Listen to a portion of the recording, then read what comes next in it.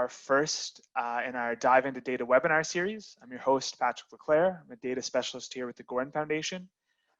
So for those of you that may not know about the Gordon Foundation, we are a charitable foundation that's been around for the last 55 years, based out of Toronto.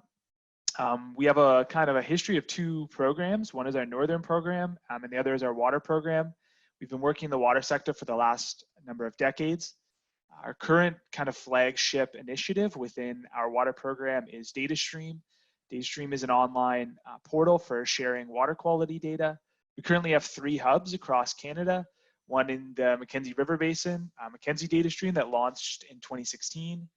We have Atlantic DataStream in Atlantic, Canada that launched in 2018, and Lake Winnipeg DataStream that launched in March of last year. Each of those are done in partnerships. So Mackenzie DataStream, we partnered with the government of the Northwest Territories. Atlantic DataStream, we partnered with the Atlantic Water Network. And in Lake Winnipeg, we partnered with the Lake Winnipeg Foundation. So why are we deciding now to do this kind of Dive into Data webinar series? Well, one thing is we're living in a very different world today where it's a lot harder to get out and see people, and there's a lot of room for this kind of content and a good space for being creative and inventing new ways that we can be sharing information. So we thought the timing now perfect for that. But we also through our work in developing this portal and working with different organizations, we've been able to identify within ourselves a lot of knowledge, but also other partners outside of our organization. And we thought this would be a good chance to bring all these ideas, best practices and knowledge and help to share it within the community. We're hoping by sharing this, we can increase open data and general data capacity nationally, and that this will kind of help lead us into this open data future that we're currently seeing. We're seeing a lot of initiative from the federal government switching to an open by default policy where they're sharing a lot more information, and the rippling effects within provincial governments. And we're seeing that also in academic and private sectors as well. So we want to hopefully, use this platform to share some knowledge and build in this community so that we can have this well-managed data that we can then use in this new world we live in that's very data-driven to help lead better science and policy decisions. So with that being said, we're going to dive into our first presentation here, which is on data management best practices, which we thought was kind of a good launching point. And once you start with that data management, then we can lead into all these other great things that we want to get done with the data. So just a quick overview of today's presentation. We're going to start off kind of explaining what is data management for those that may be new to this. I talk a little bit about why it matters. I touched a bit there about open data and policy decisions, but there's lots of other reasons. Who is involved in data management, how you can create a data management plan to actualize some of these things, and then finally some best practices for data management. Just before we start, I just want to say that this presentation was adapted from resources from the United States Geological Survey's data management training resources. The link is there. We're going to make these slides available after also, so you can go visit there. They have lots of really great resources, as well as a presentation through the Atlantic Water Network, their water to web data management workshops. Their link is there as well, lots of great resources. So I recommend checking them out as well. Okay, so to get right into it, what is data management? So data management is the development, execution, and supervision of plans, policies, programs, and practices that control, protect, deliver, and enhance the value of data and information assets. It's a pretty wordy definition, and there's a lot in there, but I kind of include it because I think there's a lot we can unpack from that can really help guide this conversation. So the first part of it is these ideas of plans, policies, programs, and practices. The data management is this cultural thing within your organization that should have some kind of institutional structure that you carry on through all aspects and all people within your organization, that you have projects and policies that relate to data management that everybody can use. So it's not just a one-off maybe for a project, it is an overarching institutional concept. And the second thing here is the idea of enhancing the value of data. So we often see data management as just kind of saving data and carrying it on, but actually data management can be a value added product. It can take your data and really bring it to life and enhance the value of it by increasing its use beyond just maybe the one project that you had it saved for. So another way to kind of look at data management is in the science data lifecycle. So science data lifecycle is kind of, from when you start collecting your data, where should this all go? So it goes from planning, getting your sampling or your, measuring system set up, acquiring the data, so going out in the field and doing those measurements, processing it, that could be taking it back, doing some QA/QC and maybe storing it, then analyzing it. And next is just kind of preserving, so archiving, and then publishing and sharing. That is part of this life cycle. In a lot of the groups, so I've had a really great opportunity. We work with over 80 different groups throughout Canada through DataStream, and it's really given me a wide variety of, seeing everything from governments to academics to community groups, and getting kind of this broad picture of a lot of different data management strategies and policies and how people are doing with it. And what generally I see is people are really good at the first kind of 4 steps of this. They're really good at going out, planning, collecting their data, and doing some analysis. But oftentimes that's where things end. And we don't see these last 2 steps get carried out. And those are really, really important, especially like I mentioned earlier with this open data future and these data-driven policy decisions. We really need people to be sharing and publishing and making that data take it to the next steps. And we're going to talk to you today about how you can kind of do some of those things. Underneath, though, you'll see there's 3 arrows that are continuous. So these are concepts that actually should follow through all parts of your process. So one is describing, both through metadata and documentation.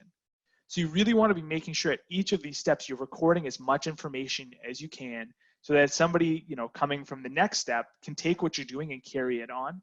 Because often these are not just done by one person, right? There's a multitude of different people within your organization. So you really want to make sure you have good documentation.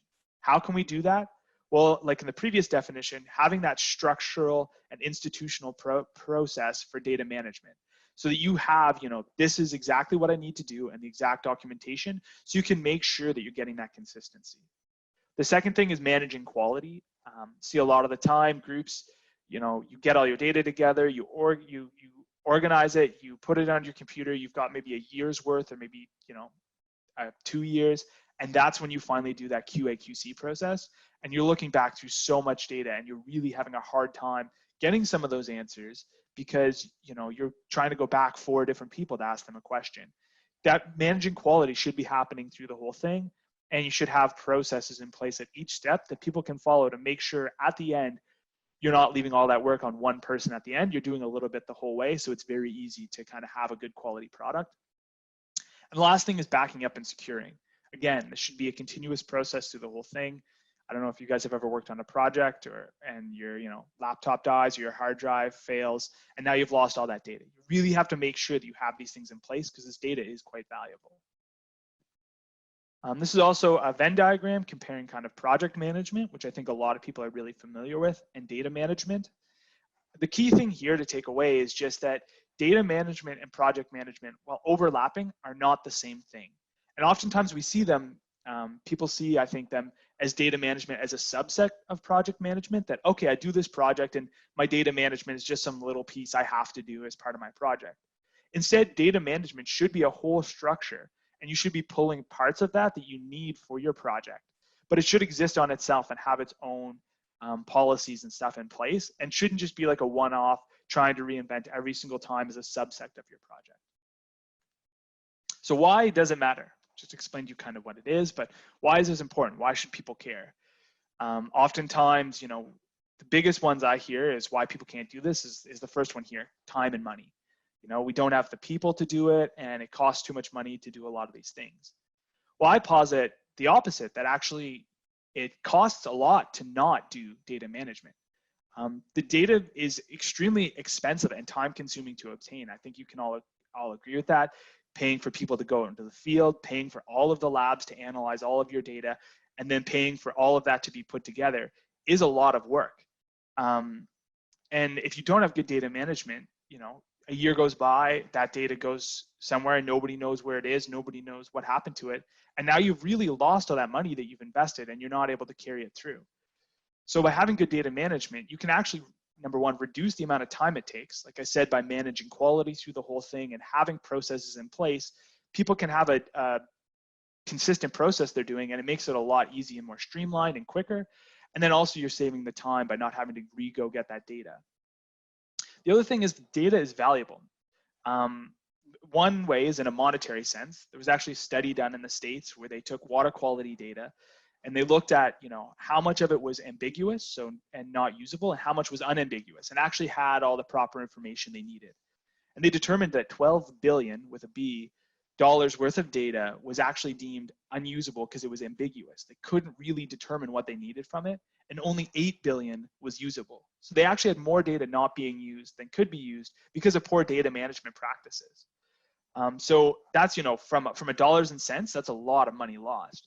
But there's also this other thing around the data that it really is an invaluable asset. If I go outside right now and I record the temperature, I can never go back in time and record that moment again. That's lost, that's in the past.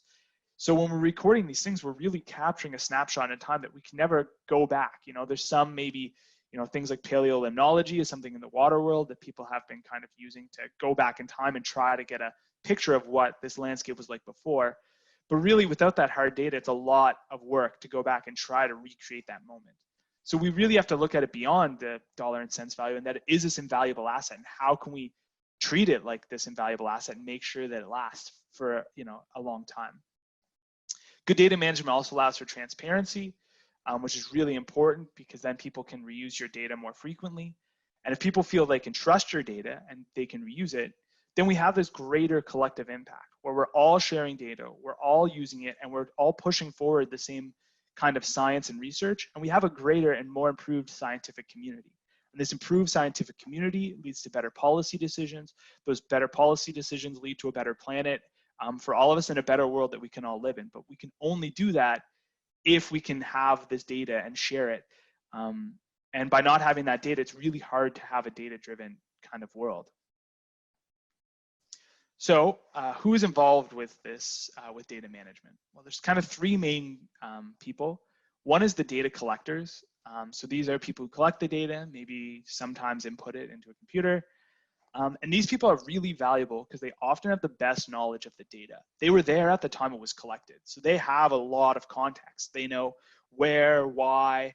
You might have a really high reading of something and they can say, okay, for example, you might have a really high turbidity reading. Your water might be really dirty. But they may have seen that there was, a bank that eroded and collapsed into the river upstream. Well, they can give that context. So it's really important, these data collectors, that we're getting that information from them. And they're a really important part of it.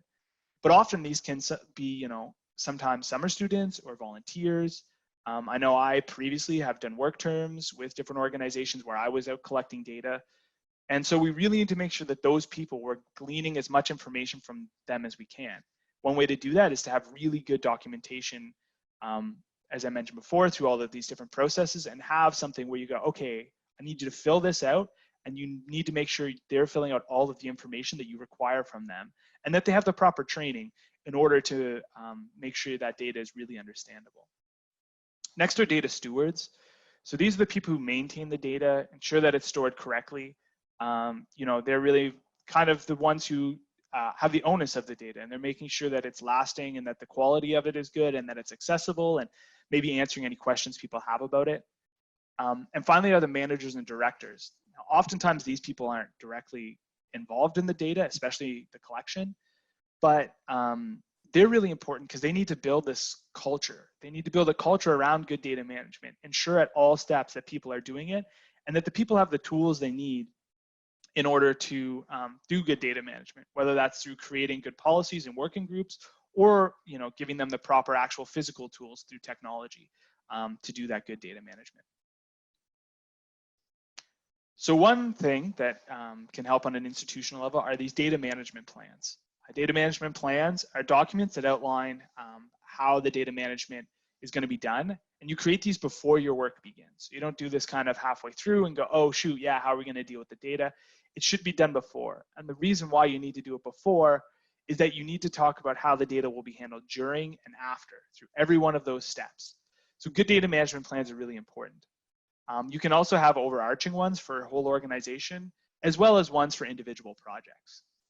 So why create a data management plan? Well, it goes back to the same as why do we care about data management? Saving time and money, because people have these set processes that they do. It's more streamlined. You prevent duplication.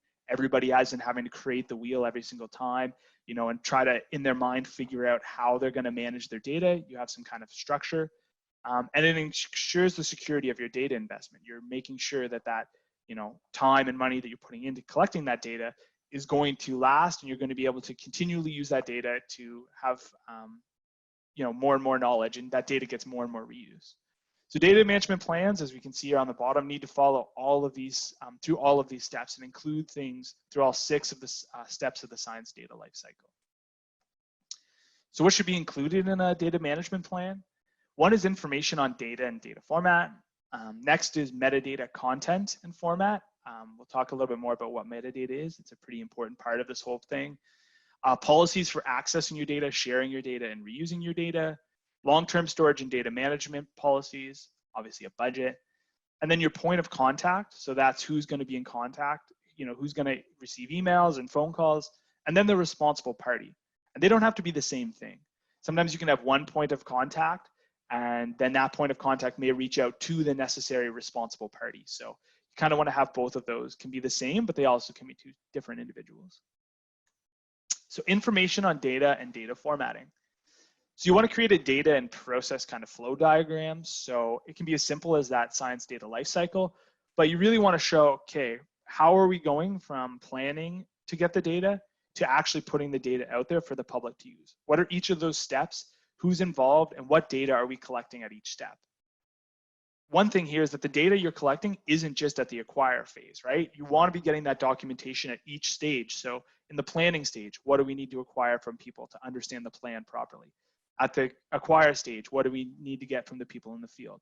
You want to have kind of, at each step, what data you need to collect. You can include what standards you're using for data formatting. It's always good to kind of use pre-existing standards if they're available. If not, you can sometimes create your own, but really making sure there's a standard that other people can use.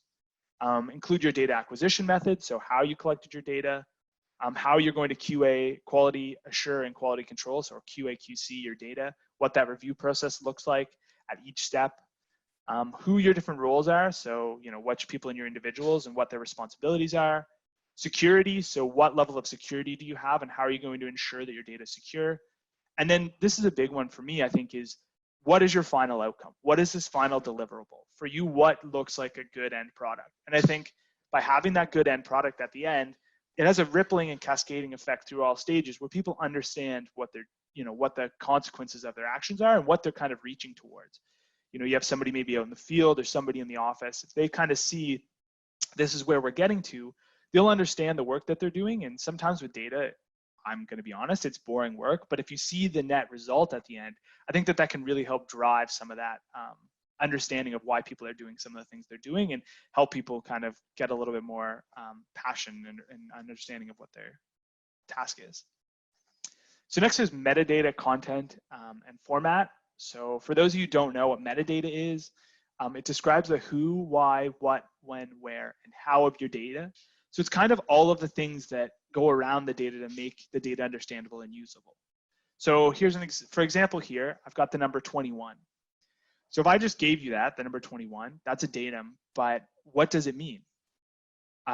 So, what 21, you could think, well, maybe it's an age, could be a day of the month, could be a year. You don't really have any context. Well, this is where metadata comes in. It takes that number and it paints a picture around it and really brings it to life. So for example, if I say 21, it's a temperature. Okay, now you have some idea in your mind of temperature. That gives you some context, but is it air temperature? Is it water temperature? Is it temperature of a cake that I just baked? Those all have different contexts. So you need some more information. So I say, okay, it's water temperature. Well, now you understand, okay, 21, water temperature, I understand that, where water temperature should be. But what about units? Is it degrees Celsius? Is it degrees Fahrenheit? If I gave that to you, 21, and I told you it was a water temperature, you can't really do a lot with that. So we need to give more context. Okay, it's in degrees Celsius. It was in a stream. It was in July. It was at these exact coordinates, so you can put yourself in that place. And I collected it with a device such as a YSI. So now I can really, with this information, put myself into the shoes of that data collector. I can put myself there, I can visualize, and I can really get the context of what that number 21 means, where by itself it means nothing. So all of this other stuff, other than the number 21 there, that's your metadata. That's your painting that picture for you and really filling it out so that if I give that to somebody else who has never been to that location, has no idea what, actually what happened there, they can see it and they can really paint that picture and get an understanding. So there's kind of two types of metadata. The one I just talked about was observation level. So on the level of, the water temperature that you recorded at that specific time. But the other one is a data set level metadata. So this is kind of on a general term, the data that you collected, why did you collect that data, who collected it, when, some contact information. So those are kind of two main things, and it's good to differentiate those and have different processes for both. So things you want to include in your data management plan related to this metadata, what to collect. So what are the necessary fields that your people in the, collecting that data need to collect in order for you to get the full understanding of what they saw that day, and what standards you're going to go off of if you're going off a pre-existing standard or an internal standard. And then finally, how to collect that. So in your data management plan, include any forms or templates that your organization is going to use to collect that data. And by having those good templates and forms thought out and developed beforehand, you can ensure that across your organization, everybody's collecting data in the same way. So when it comes back, it's easy to cross-compare within your organization, and you can put a lot of that thought in beforehand. So next is your policies for accessing, sharing, and reusing your data. So the first thing that's kind of, on an institutional data management plan is what are your obligations for sharing? This is different for different organizations for sure. We're starting to see a bit of a change where we are seeing these institution-wide obligations. We've also seen funding obligations where, you have to share data by a certain time or in a certain place in order to receive your funding.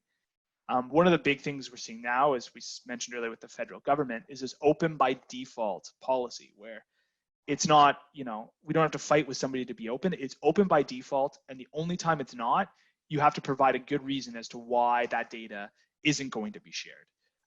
So, there may be ethical or privacy issues that exist, which do exist in data, and I'm not saying all data should be open all the time, but I think that the first thing should be, it should be open, and you should have to fight to keep it closed versus the opposite, which we're seeing now, which is causing a lot of problems where this data that probably should be open, but the first step is no, it's not, and we have to fight with people to get them to change their perspective.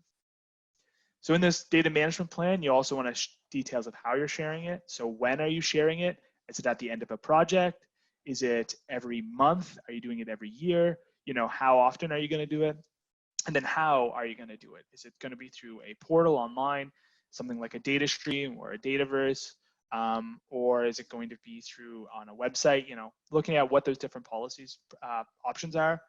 And finally, copyright issues. It's a really important thing. You want to make sure your organization is including some kind of licensing around their data and letting people know what licenses are available. On DataStream, we use two through the Open Data Commons. One is the attribution license, so the data has to be attributed, so that somebody has to cite you. And the other is public domain. So the data is in the public, it's out there for anybody to use. There's also Creative Commons licenses. There's lots of these that exist. I recommend probably not recreating the wheel if you don't have to and using some of these pre-existing licenses, but make sure you have some licensing in place that's really easy for your organization to draw from. We got long-term storage and management. So, talking about what data will be preserved long-term. Not everything needs to be saved forever. Maybe some email correspondences aren't super important. And determining how long is long-term. Are you looking at 100 years? Are you looking at 50 years, 10 years? And that'll really, frame a lot of questions. If you're looking at 100 years down the road, you've got to really be looking at how can somebody 100 years from now look back at this and understand what I did today and be able to look at this and have no ability to chat with me or have any context with me, but be able to understand what I've done. You also want to talk about what data will be submitted alongside the data sets in your storage. So again, your data set level and your observation level metadata. Where will the data be preserved? Are you going to store it in-house? Are you going to store it online through a repository? Who will be responsible for preparing the data for preservation? This is a big one because a lot of the time this is put as like somebody's side task and people are doing it often at the side of their desk and it's like the last task that gets done. I think really if you sit and do these data management plans and have it as part of your org structure in your organization, you can really start to find the people that are available to do this, or make it a larger part of their role and really make it as a key facet of your organization. And who will be the main contact person for the data. Nothing is tougher. I don't know if any of you have tried to get data and you can't find somebody to contact to ask questions. It's really frustrating. And making sure that contact person is kind of can be passed on and will be continuous. And it's not this one person today, and then when they move on to another organization, you have no more contact for that data. And then the one that everybody always hates to see is budget. I know a lot of you, in going through this last little bit, are thinking, well, how are we going to do this? We're already cash strapped. We're already having a hard enough time meeting our goals and our objectives as we are with the current budget we have. How are we going to afford doing all this data management? Well, I think doing a budget and a data management plan beforehand will really set you up to prepare, to know where those costs are and how you can maximize those. And also doing this will allow you, again, to be more streamlined and be more efficient, which will in turn lower the costs of your data management. Some things to think about are your data acquisition costs. That's one that I think a lot of people are really good at covering. But then there's some other things: time for data preparation and documentation, putting that into your data management plan and ensuring you're giving your employees the appropriate amount of time to do these things. Hardware and software. Often if you're dealing with old technology and old programs that are really frustrating and hard to use, that can really slow down your data management process. By giving people the right technology and the right tools and training, that can really speed everything up and reduce the amount of time and money it's going to take. Personnel, making sure that you have the right personnel and people who are able to do these tasks and have the time. And then, the cost of archiving the data. Currently, storage is actually probably it's definitely the cheapest it's ever been. And so, storing data now has become really quite a minimal cost. Now, how are these costs going to be paid? It's a great question. I think it's different for each organization, but only by having the plan ahead of time and budgeting out what you need will you be able to find, where can we find this money? Where can we reallocate it to make sure we're getting that data management we're looking for? So one tool I'm going to kind of promote here is the data management planning tool that's put out by the Portage Network. It's an organization focused on research data management from the CARL, which is the Canadian Association for Research Librarians. It's a really awesome tool. It's free to use. When you go and sign up, create an account, you can go in and create a plan. They have a bunch of pre-existing templates, so you may actually see your organization in there. They have a lot of universities and different, federal and provincial institutions. You pick your template, and it walks you through each step, what information you need to include. And then it also allows you to share that with the other people in your organization and add people to edit. People can view it. You can have view only. People are allowed to be edit. You can add collaborators. So it's a really great tool to take this whole data management planning thing and really condense it down and kind of be a good guidance and a good launching point. So I recommend people that check that out if they get a chance. Okay, so that's kind of been, the first half of me doing a lot of talking. And I know hearing people go through slides on data management, as exciting as that is. I do have a quick demo here to kind of give a little bit more context to some of this. So I'm just going to stop sharing my screen here. Okay. So like I mentioned before, data management is really important, and we see a lot of different variations of that. The next part of this will be into best practices, but before we get into the best practices, I kind of want to show you guys in this example just what you're kind of trying to get towards and what good data management can kind of look like in a bit more of a tangible way. So let's just say I went online and I found 2 different databases and I'm looking to get data. In this case, the databases are going to be represented by this water bottle and by this disgusting brown box. So the databases are represented by these 2 things, but we're going to say the data is represented by the water. So we're going to start with this water bottle. So let's say I'm going online and I'm looking for data, like I said, in this case, water, and I come across this. Well, this is a really great data set or a database. I can see through the bottle, I can see in, and I can very quickly look and say, this is a clear liquid. It looks like water. I'm looking for water. That's great. But, it could be vinegar. It could be a number of other clear liquids. So This thing also has some really excellent metadata. So I can look at the label here and I can look and it says, okay, water. Okay, this is what I'm looking for. Give some more context of what kind of water it is. It's distilled water. I can see the organization that collected this water. It's a trusted organization that I know and I trust. They've also got contact information on the side. So I can go in, get some more information and find out, what I need to know about this water to make sure it's actually, what I'm looking for.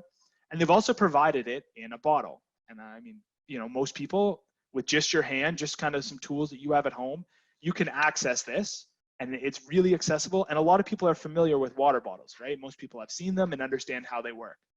So this is kind of what we want to see from your data. We want it to be clear and transparent with good metadata, good contact, so I can understand everything I need to know about it and in a really easy, accessible way that I don't need any special tools or any special knowledge to kind of access. Now on the other side, we've got this box. So this box, I don't really know what's in here. There's no metadata, there's no context. I can't see inside, so I've got to kind of look into it. When I go to access it, I notice it's all taped up. So to access this, I'm going to need a tool. So in this case, I could use some scissors. But if I didn't have scissors at home, which, not everybody does, I wouldn't be able to access this. So I use my scissors and I get into my data set. So, this could be some kind of tool online you use to access some kind of file type. And when I open it up, I see that there's a bunch of just stuff in here. I was looking for water. Somehow I found out that this had water. Maybe somebody gave this to me. And I looked through. And so finally I look through and I find this. Again, there's no context. I can't see what's inside of this, but I'm looking at it going, this kind of looks like it could be a water receptacle. I can see why somebody might use this. It might have, for their tool, they may have needed to keep whatever's in here a special temperature, and this is a thermos. I can kind of understand that. So I open it up and I look inside. And then I can take it, I'm gonna pour it out. And when I pour it out, as you can see, that's what I got. That's what's inside of here. And so now I'm looking at this and I'm going, I have no context as to where this came from and what's inside of here. I can see it's a liquid. There's probably water in here. If I did a bunch of work, maybe I could boil it off, I could collect the water, and then I could get the water or the data that I'm looking for. But it would take a lot of work, and I don't really know. Even if I did that, there could be harmful bacteria in here. It could make me sick. I don't really understand the context. So this, on the other hand, is really poor data management. It was in a unique platform that was really hard to get access to. It was hidden in amongst a bunch of other stuff. And at the end of the day, I got the data, and really, at first glance, it doesn't look like good quality data. And even if I wanted to put the time in to make this into what I'm looking for, I still can't even be sure what it is. So the moral from this story is that when you're looking at your data management, you want to be the water bottle. You want to have this as your kind of, shining star of what you want to get to and what you want to be at the end of the day. So how can you become the water bottle? How can you make your data super accessible, transparent, open, and easy to use? Well, we're going to discuss that now in the best practices section of this presentation.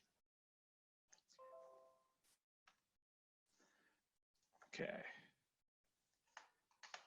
So, so for best practices, we're going to kind of break it up here into two different types of data. So one is data for storage, and the other is a data for data products. So we're going to talk here, these best practices are related to data for storage. So we're looking at how can we take this data, how can we save it for the long term, we want it to be reusable, machine readable, all those great things. We're not talking about data products. They're very distinct here, because the storage stuff, we're looking long-term viability, we're looking at large data sets, and we want them to be really simple, machine readable, and easily accessible. Now on the other side, we have these data products. So this could be, graphs you're creating, or budgets, or some kind of spreadsheet that does something special for your particular organization. So these are sometimes and often subsets of larger data sets. You're taking this large data set with all of this, you're simpling it down, and you're making something that then is a usable end product. It may contain graphs, charts, calculations, But these are for immediate use, right? You're using these, maybe you're putting them in a report, or you're trying to make some decision in your organization, not long-term storage. So these best practices, we're looking at the left here at the storage, and not these data products. Data products is something totally different. And I know some of you may look at the things I'm saying and say, well, this doesn't make sense for this, like, graphs and analysis we do. We're talking about something totally different here. We're talking that long-term data storage, which we need to be able to share that data. So one of the big things to look at is defining your data contents. So you really need to make sure you know what is going into my data and what is that going to look like. I really heavily here recommend trying to use common standards. Look at whatever field you work in and find a standard that somebody else is using, and then adapt that within your organization. It will save you a lot of work. These people are probably spending most of their time looking into why these standards are the way they are. It takes a lot of work to develop these and make sure they're from accredited organizations.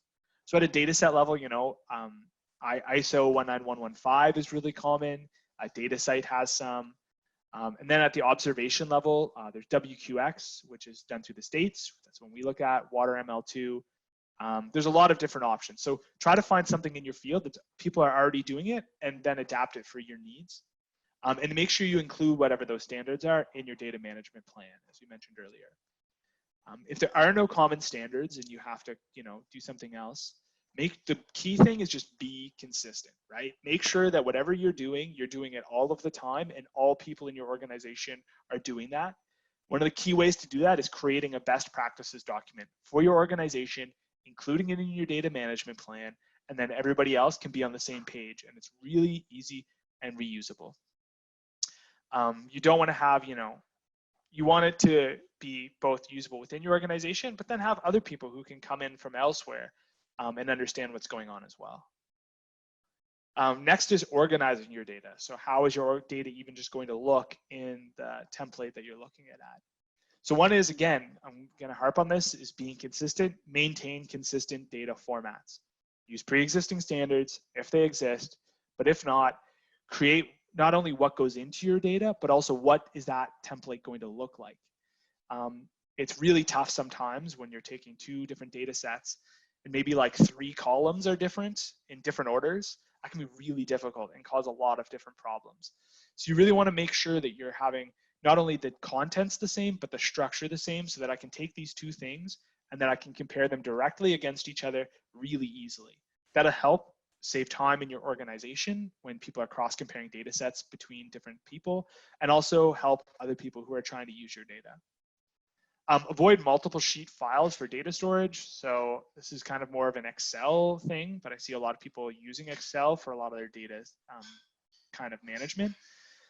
You don't have a different sheet for every single day. You don't want to have a different sheet for every single location. It's really hard to go through those different things. I know from a personal, from a human standpoint, a human readability, it's very much, oh, I click on here and now I get for this day, and I click on here and now I get for this day. You're using those things to filter your data, and that's not really what that tool is meant for. You should be having all of your data in one very clear big chunk, and then there's lots of other tools that you can use. We are going to have another workshop here on Excel and how you can use Excel and lots of the tools built into it to do some of that subsetting of your data. But force yourself to put it into a big chunk and then learn some of those other techniques instead of using your file to try to do that. That just causes a lot of difficulties. It's not machine readable, and makes you have to use kind of proprietary formats. So you want to store and create your graphs in separate files. So you want your data to be just storage, and you don't want to be working in that file. So all you need is to be working in that file, this master file, and then change a number or delete something. And now your data has been tampered with and it's, ruined. You want to take that data, subset it, take what you need, put it somewhere else, and then play with it and have this master record that exists. And you also want to be careful because sometimes these graphs and charts, as new versions of software come out, sometimes they're not readable and then your data can become corrupted. It also increases your file size because you're saving all these images along with your data. And that too can increase the amount of money you have to pay to store all this data. You want to make sure each row contains a complete record. So you don't want to have blank lines. See that a lot. People have a few lines and then a couple blanks and then a few more lines and then another blank. And sometimes they're random. That's really confusing as well. You want it so that if a machine were reading it and it's just reading it row by row, it can just go through and never have to stop and read everything and understand what's going on. You want to make sure that each column contains a unique parameter. You don't want to be mashing things together. So you don't have your latitude and longitude in one. You want to break those up and then allow somebody else to put them together if they really need to. You don't want to have, you know, your parameter and your unit and your, you know, like detection limit and all that in one huge name. You kind of want to break those up into different sections. It makes it a lot easier for people to understand.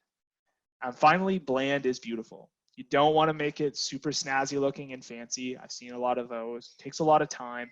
And at the end of the day, it might be more human readable, but we're really looking at machine readability. As we're moving into the future, and machines are the things that are reading our data and doing a lot of this analysis. So we really need to make sure that it's machine readable for them. So we're going to go through some examples of, you know, what this can look like. So on the left here, we've got this data set. It's really great. I like the way it looks. It's really boring. There's no colors. There's no fancy formatting. I mean, they've got the gray at the top is like the only thing.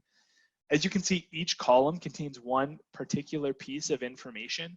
And if I took any single row of that, I can get all of the information I need with that row. You know, if I take the header and row 4 and I put them together, I get all of the context I need and I don't need to go anywhere else to find that information. This is really excellent. On the right-hand side, however, we've got what is more of like a data product, right? As you can see, they've done some calculations, they've subsected the data, and they've only taken a few of the things that they're looking for.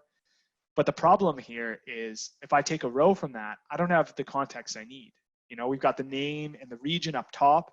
So now I have to look up there and then somehow align that with everything down below. They've done these calculations. Again, that can cause errors when you're looking at compatibility you know, when corruptibility of files. So this is not what you're looking for. When you're looking at data management and storing your data for long term, you want this on the left where it's this big block of data, and then you can go through and subset it as you need it for your different data products. So here's another one. Again, somebody put in a lot of work for this. As you can see, for each different thing, they created this block. They put in all the different line colors. They made them all a similar kind of shape. And every single time they probably have to repeat that. It's definitely a lot of work. And they've also done all their calculations as well. As you can see here in the side where there's green arrows, they've done that as well. First off, when you look at those equations, now I don't really have any context of where they came from or anything about them. There's no metadata there. But if we look at each of these different blocks, some of them are missing column headers. So I don't know what even the column even represents.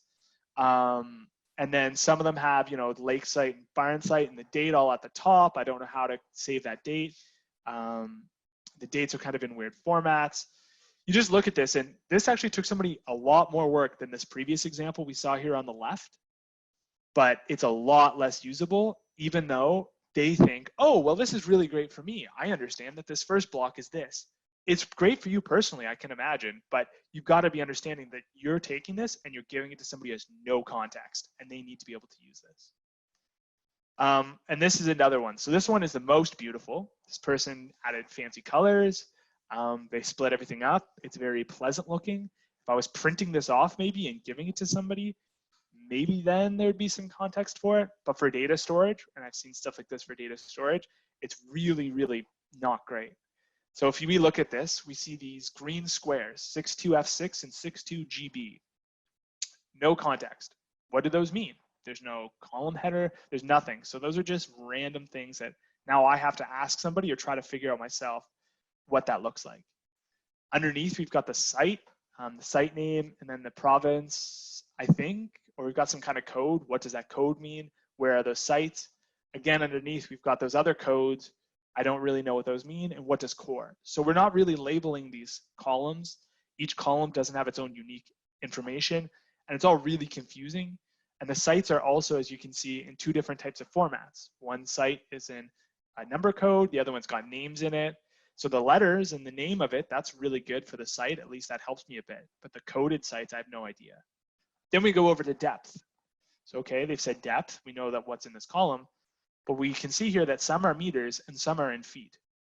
So how am I supposed to do that? If you've ever used Excel and you go to graph that, it's not going to graph it because it doesn't see it as numbers. They've got letters in there. So now I've got to remove the letters. But if I remove the letters, now I have no context as to what those numbers mean. You know, meters and feet, very big difference. So we can see here by this one, again, a lot of work. Somebody really did their best to make this pretty and to really, you know, highlight the different things and add the different colors. But they've actually taken away from the value of the data. The data actually has maybe more for them. They can visually see stuff. But for most users, it actually takes away and doesn't give them the context they need. And this is a lot of work for not a really long-term benefit. What you want is this, going back to bland. Bunch of columns, a bunch of data, each header represents a different thing, nothing pretty, but it has everything you need, and then you can take it and make those pretty things with it. But we want this really bland data that we're working from that's just a big chunk, and then we subset it from there. So, okay, we've looked at, you know, what goes into our data, and then we looked at, you know, what that data should look like. Now we have it ready, and we've got to go save it. So saving data is a big thing. I've run into this, you know, and I have to catch myself with it sometimes too. Really poor file naming, and you're going through and you're looking through your files and you're like, I don't know what this means. Or you have like a shared, if any of you have shared drives at work and you go into the shared drive and you're like, woof, I think this is kind of the general term I'm looking for in this file, but I don't really know. And you're searching about 10 words and you can't find what you're looking for. That's where really assigning descriptive file names helps reduce a lot of time and makes this stuff a lot quicker. So for example, we've got this one here. So they've got the project name, the site name, the year, what was measured, and the file format. Very clear, very concise. All we need to do is change the year or the site name or the project every single time. This makes it very, make sure that every single one is unique, because, you know, you couldn't have the same, you know, if you had the same project name, same site name, and same year, it would be the same data, and you could just add it to that same file. You want to make sure it's reflective of the content so that people, you know, who don't have any idea can find that folder, and before having to open a million folders can directly just go, that's what I'm looking for. Awesome.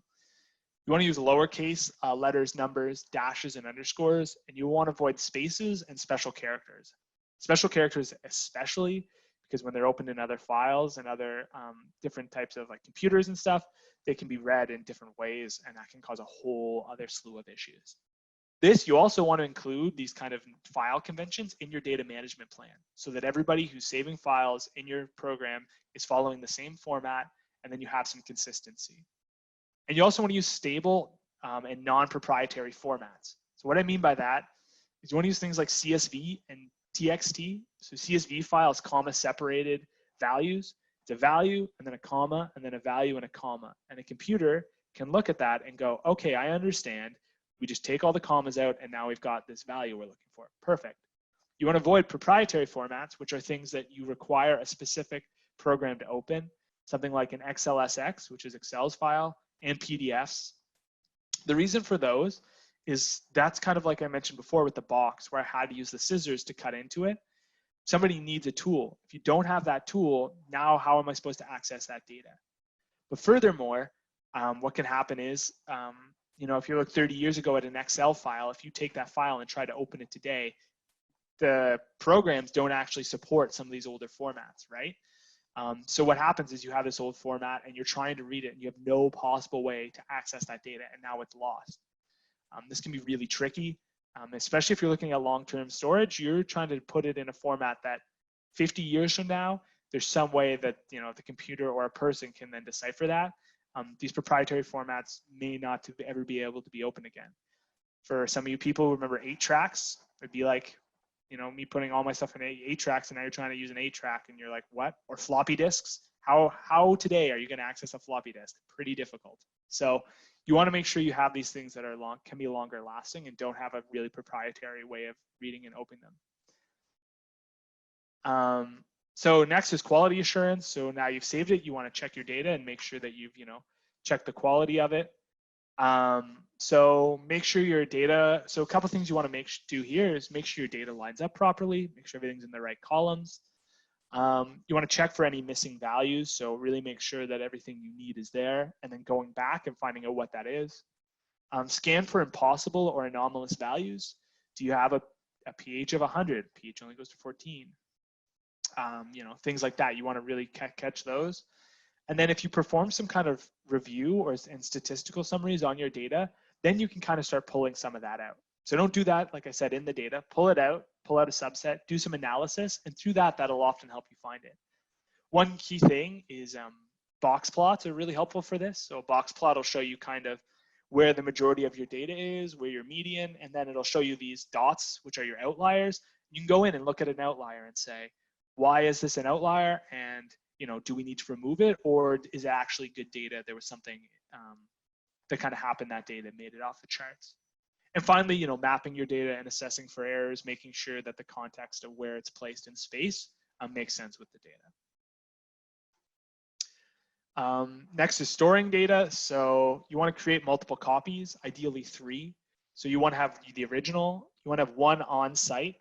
So that can be through kind of a driver that's hosted at your organization, something like a shared folder.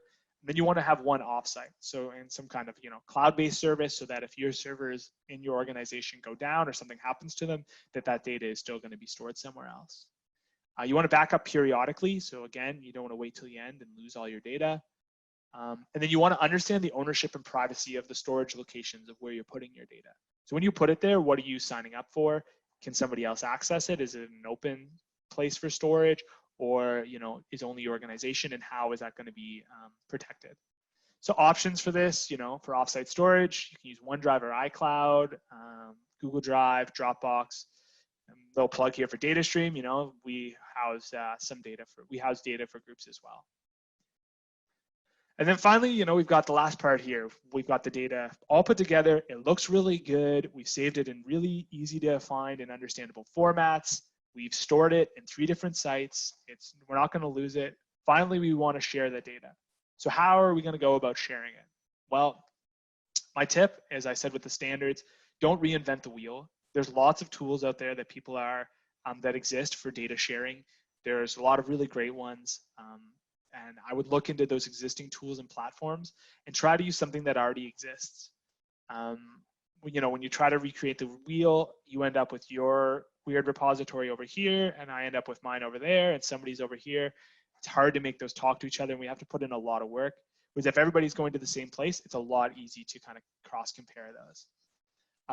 When you share your data, you want to make sure you're licensing it and providing that license for people so they can very clearly and distinctly know what they're allowed and not allowed to do with it.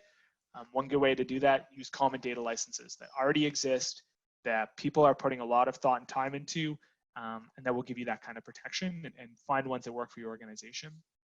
And finally, follow these FAIR principles. So the FAIR principles are 4 kind of ideas: findable, accessible, interoperable, and reusable.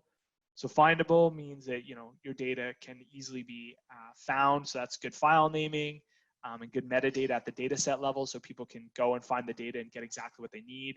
Accessible, so it's in machine readable formats, but then also it's easy to get. I don't have to go through about 20 different pages and 4 kind of sign-ins to get to where I need to go. Interoperability just means that my data and your data can talk together, and that's really important. And to do that, using common standards so that we're comparing apples to apples. And finally, reusability, and that comes down to good metadata so that anybody can come in, get all the information they need, and then go through there. So to recap, I know that was kind of a lot. So first off, data management. So we want to look at the science data lifecycle from the planning phase all the way to the publishing phase. And we want to make sure that we're doing data management through every single step of this. This adds value to the data, and it furthers our scientific understanding. And we're trying to use this data to improve conditions in our society and our environment. We really want to make sure that we have good data management so that we can be pushing those and taking that data beyond the maybe small individual project we're working on and adding to the greater discourse. Data management planning, so make sure that you're creating this plan and institutional document that's effective across various projects and various people in your organization. And we want to include information for each different part of the life cycle and make sure that people know where they can go to find this. Finally, for best practices, Be the water bottle. You know, we want to be the clear water bottle. It's transparent, easy to use, great metadata, and I can quickly find what I'm looking for. Bland is beautiful, so we want our data to look bland. We want it to, you know, be the same. We want it to be very just like a block of unpretty data, very important. We want to be consistent. I mentioned that a few times. Make sure everybody's doing the same thing all the time and you know, not going rogue or trying to reinvent the wheel. And use existing tools. You know, there's lots of people out there who are spending a lot of time. Little plug for DataStream. You know, we spend all our time thinking about data. This is my full-time job, and I'm thinking about how can we store it and how can we make it, you know, safe, and how can we spread it, make sure that people understand it moving forward, and how can we best display it and make it easily accessible. We're doing all that work so you don't have to, and finding organizations that do that you can pair with, and tools that you can access will make it this data management a lot easier, and you won't have to do it all on your own. So that being said, I just want to thank you guys all for coming to our webinar. This is the first in our series, and if you guys want to find out more about DataStream or the Gordon Foundation, you can go to datastream.org, follow us on Twitter, Facebook, send us an email, or subscribe to our newsletter. The link, again, we'll be posting these online, so you can go to the link there. And then for anybody who thought this was interesting and is interested in data and wants to maybe continue on with this, you can, these are our next webinars that are coming up. They're also available on our website. So we have DataStream online training next month. So that'll be going over some of the new stuff in our program and looking at, you know, what DataStream is and how you can get involved. We're going to have guest speakers with the United States Environmental Protection Agency. They're going to talk about the WQX, which is the standard we use for storing water quality data. Then we're going to talk about in September some data formatting using Excel, and then some QA/QC stuff in the fall when everybody's back and kind of looking at putting their data online. So go to our website, datastream.org/webinars. And one more plug, because you know we've got a lot going on with just being home and lots to do. We've also got our open office hours. So every month, on the first Wednesday, we host an hour where people are welcome to come on, ask us any questions. It can be about DataStream, it can be about data, it can be about anything. If you want to, I don't know more about us or something, feel free to come on to our office hours, and you can check that out at the link below. With that being said, I'd like to again thank you guys all for coming to this talk. And if anybody has any questions, if you want to verbally ask your question, feel free in the attendees place to put your hand up and we can let you talk and ask your question, or put it in the Q&A. We've got a half an hour here set up for questions, so I'm happy to answer whatever you have. Yeah, and I guess I'll just start with the one question that somebody had. I see that Will also answered it, but just really quick is that, yeah, saving your XLS and XLSX files to CSV is super easy. When you go to Save As, there's a drop down. You can just change what it is, click CSV file, and save it as a CSV. And yeah, it's really simple, really straightforward, and I'd recommend doing that for saving your files. If you just hit the regular save button, they'll use their own format because they want you to go back and use their tool for opening it. So yeah, I don't know if there's any other questions. Thank you guys, yeah, for all coming. Oh, yeah, somebody else asked, yeah, did we record this so it can be reviewable? We will be making this available. We did record it, so we're really happy to share that out to everybody, and we'll have a permanent link for that. So yeah, that'll be made available. Okay. So can I ask a question about OCAP and DataStream? Absolutely, yeah. That's Jeff Hackett. Yeah, I can let you talk here, Jeff, and then you can ask your question. Oh, there we go. Okay, Jeff. There we go, Jeff. Oh, hey. Okay. Yeah, great presentation. I just kind of had a quick question on. So I've worked in the past. So I know Lindsay Day at DataStream. Yep. And so I'm just kind of curious to know some information on, and obviously we're looking at like data being on a spectrum, but in terms of DataStream's work with Indigenous communities, how do you position your data in terms of respecting kind of that data sovereignty principles, but then also trying to allocate that data into an open data kind of landscape? Yeah, for sure. So one of the big things that we've followed here at DataStream is we've put our tool out there. We've really left it that, if you're sharing your data on DataStream, you are agreeing to sharing it openly. So we don't force people to put their data on DataStream. It's a decision that people are making. And when they make that decision, it is becoming open. So if people do have data that they don't want to share and don't want to make open, we just ask them not to share it on DataStream, and that's their kind of prerogative. Once it is shared, though, in terms of ownership and making sure these people control it, so we have, again, our two different types of data licenses. So we make sure it's a one click of a button, and then people now have licensed their data. So that is giving them that control and making sure they have like the legal control over it. We have a really robust data policy. I'd recommend checking on our website if you want to look into that some more. And then, yeah, so that's how we kind of make sure that people kind of have control of their data and have good licensing.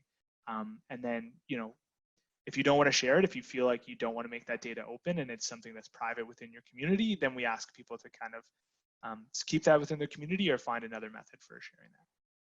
Does that kind of answer your question, Jeff? Yeah, no, that's great. I really, really appreciate that. Yeah, no worries.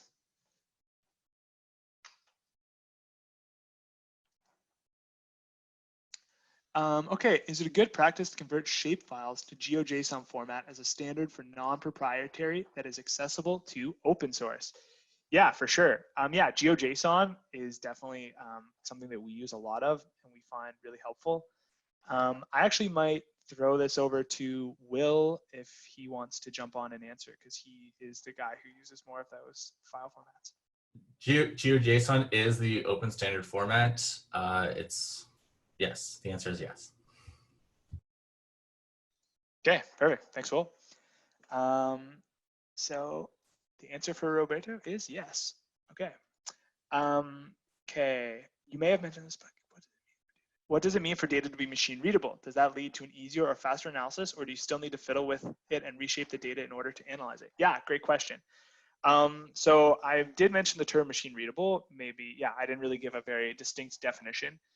So what we mean by machine readable is that when you put it into some kind of, programming language, they are able to actually open that and kind of understand what's inside of there.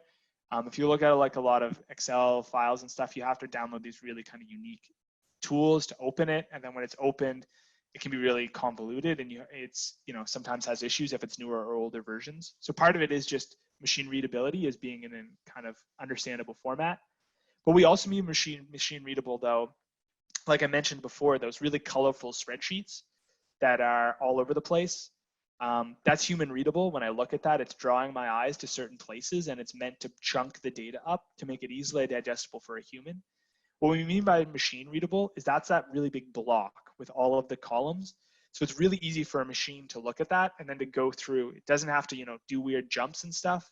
It can kind of look at all of the data and all of the columns and kind of pull them out one by one. So it does lead to an easier and faster analysis. I can guarantee that. I spend a lot of my time taking people's data and then trying to make it machine readable, and that can be a multi-day task for like a couple of data sets.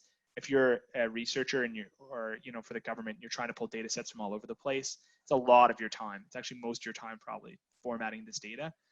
Now, sometimes you may still need to fiddle with it and reshape it to analyze it if, for example, there's something particular you need to do. But yeah, machine readability is mostly just, you want it to be that blank canvas, and then it's a lot easier to kind of move things without having unique causes. I hope that answers your question, Mitchell. Yeah, it does. Perfect. Awesome.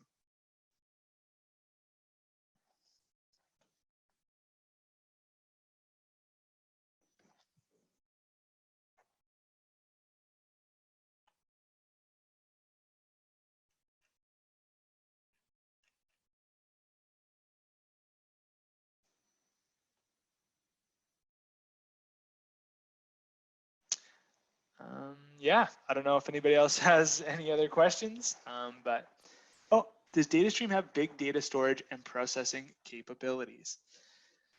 I mean, big data is like I guess, kind of a bit of an ambiguous term. Big data is, but maybe Will, you can answer that because yeah. Yeah, so there's many definitions of big data. Personally, to me, it means hundreds of terabytes to petabyte scale. Currently, DataStream is more at the gigabyte scale for the amount of data we have. However, being able to support larger data sets is something we're working towards for the next version of DataStream. Currently, you can upload multiple gigs size data files. So I don't know if that answers your question, but if you can tell us what big data means to you, maybe we can go a little deeper for you. Yeah, and Jane, if you want, we can, if you want to we can allow you to talk and maybe you can ask your question that way.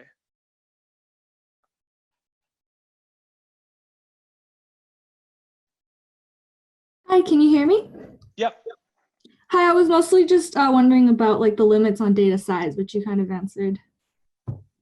Yeah, so currently on V2 of our platform, we're allowing up to a gig in file size. Our backend can currently handle up to 7 gigs of a single file size that you're uploading. That doesn't include additions. But we're looking to increase that up to 4 terabytes in the next year. Thank you.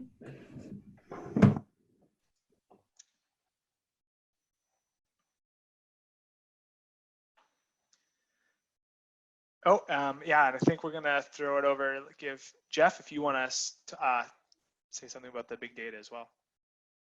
Oh, sure.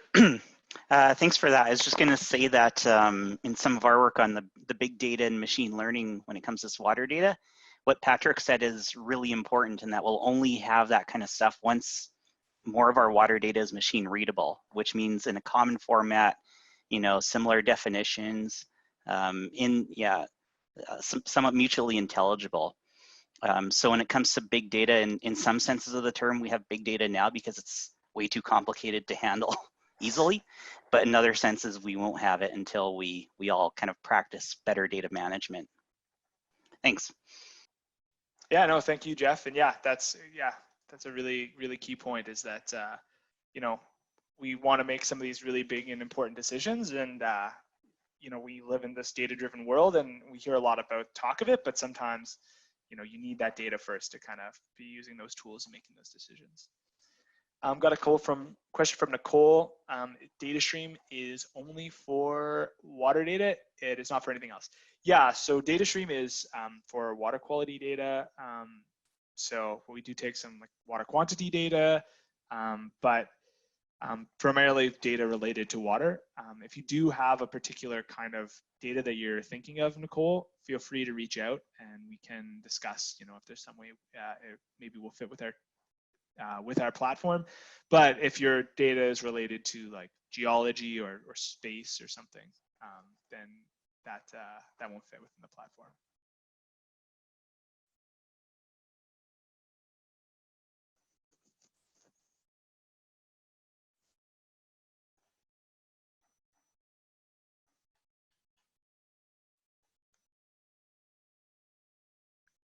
I'll just go back here just so you guys can see. Yeah, if you have any questions that kind of follow up from here, there's our email address as well. Also, if anybody is interested in getting their data on DataStream, please reach out, send us an email. I'm happy to set up a call with you to go over what that process looks like and provide any kind of support that we can to help you get your data online.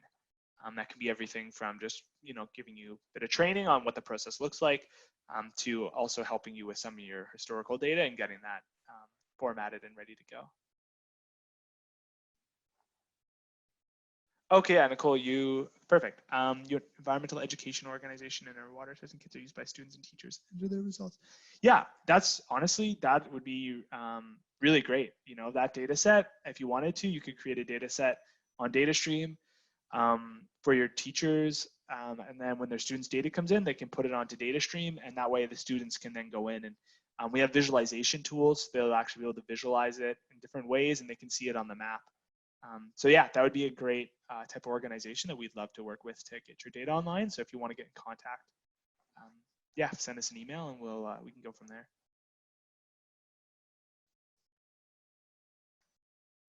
there.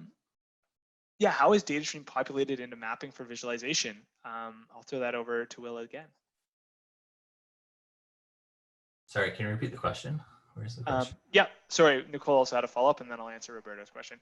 Yeah, if you already have a platform where you're sharing data, we've also looking at ways that we can cross-compare platforms as well. So, yeah, I think this could be it would be great to start the conversation, and we can see maybe how we can work together on that.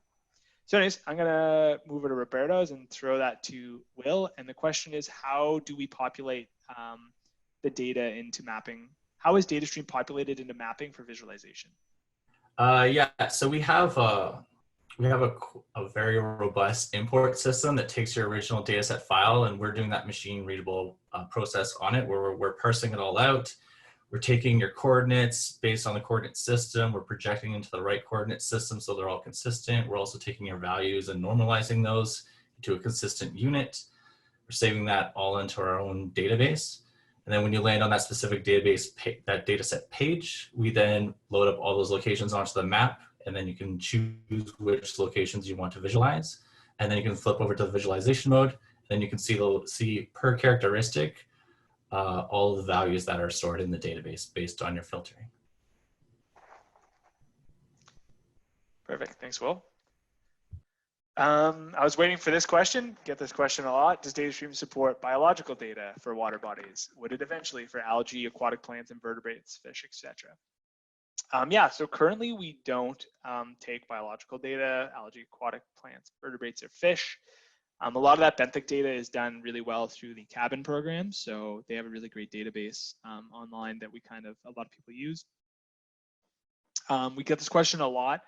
It is something that, we do think about, and we have kind of scoped out what that would look like, but currently we don't. And it's just, we're trying to, really focus on water quality data and doing water quality well. And so we're still kind of in the nascent stages of that, but definitely keep your eyes posted if that is kind of the data you're looking and you're interested in. And we'll be, we may be taking it or in the future sometime.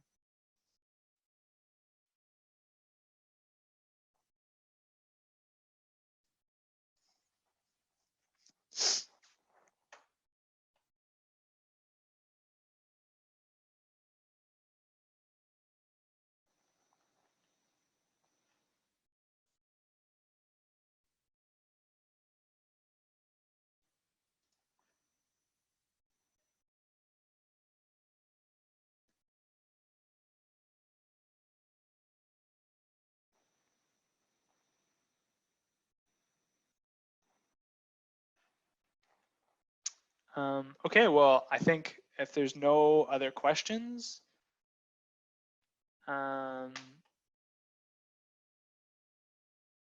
think we may, we may call it the end of the webinar. But like I mentioned, we have our next thing coming up is our office hours on May 6th. So if you do go home after this and you realize, oh shoot, you're probably already home. So if you log off from this webinar and you realize, oh, I really wish I could have asked that question, always can send me an email. I see my email was put in the chat there, or you can email our DataStream account. But we also have our office hours coming up on May 6th. Again, we will be making and posting this live, the recording from this, so feel free to share that. We'll also be, when you leave, I believe you'll be redirected, or we'll be sending out a survey. So if people could just maybe fill out the survey, just a little bit of feedback on how you thought the webinar was today. And what we're really interested in is any other topics you'd be interested in us covering. We'd love to get people around so that we can kind of, further the conversation here. So stay in touch. And yeah, it was great to have you guys all on the webinar, and we'll hopefully see you guys at the next one.